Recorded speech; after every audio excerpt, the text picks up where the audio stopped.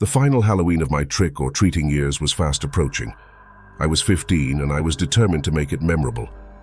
My mom, typically laid back, turned the occasion into a grand event. The celebration spanned multiple days, including a sleepover with friends, a day of trick-or-treating, and a final sleepover with my girlfriend, Amber. The story that follows unfolded over these two eventful nights. Asterisk, asterisk. Night 1. The unsettling pranks. My basement had recently been transformed into a man cave, which is where I decided to host a sleepover with my friends Davis and Zach. We settled in around 11 p.m., aiming to enjoy some scary movies. The evening started with the original Scream, followed by Paranormal Activity, a film none of us had seen before.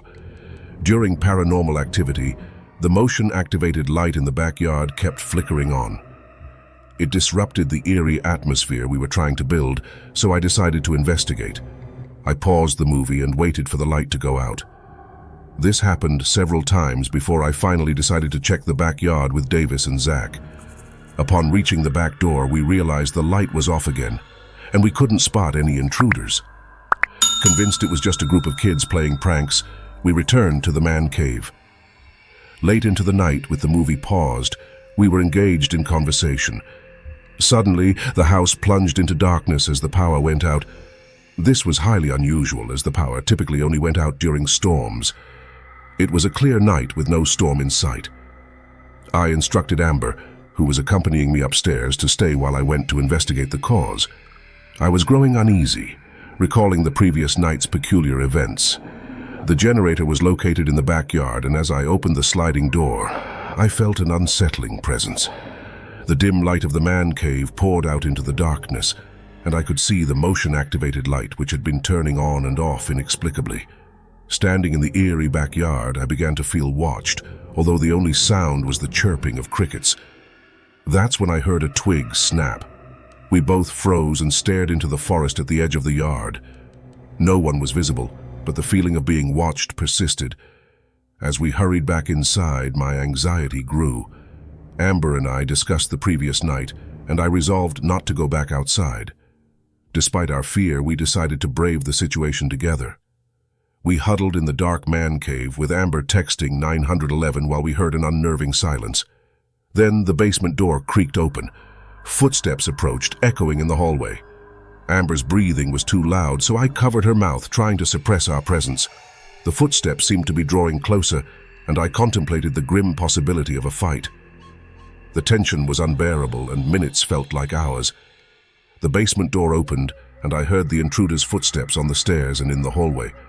I was prepared for the worst when I suddenly heard sirens outside. The sirens created the perfect distraction. I sprinted toward the intruder, bottle in hand, but my swing missed. The masked man barely flinched. As I fell, I realized this was a terrible idea. He hesitated for a moment, then decided to head back upstairs as the police sirens grew louder. He disappeared through the back door. I raced upstairs to let the police in, and the man was nowhere to be found. Despite their efforts, the police never apprehended him. Night 2. Stranger Danger. The next day was Halloween, and we continued with our plans for trick-or-treating. As we went door to door, my girlfriend Amber suddenly yelped in pain. She explained that someone had thrown a rock at her, but when we turned to confront the perpetrator, a man in a clown mask stood around 15 feet away. This encounter sent us home prematurely, but the eerie events didn't stop. That night, the power went out for no apparent reason. With an unsettling feeling lingering, we decided to investigate. A presence seemed to be lurking outside. After a series of events, we heard the basement door opening and footsteps approaching. With no other option, I prepared to defend ourselves with a beer bottle. The intruder, wearing the same clown mask, stood before me.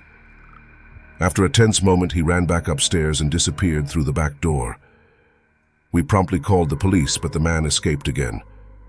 To this day, I can't enter my man cave without anxiety, a chilling reminder of the night that my life almost took a terrifying turn. These Halloween nights were like a horror movie in real life, filled with unsettling encounters and the haunting feeling of being watched. Despite their unsettling nature, they've become indelible memories, marking the transition from my childhood days of trick-or-treating to a more sinister world.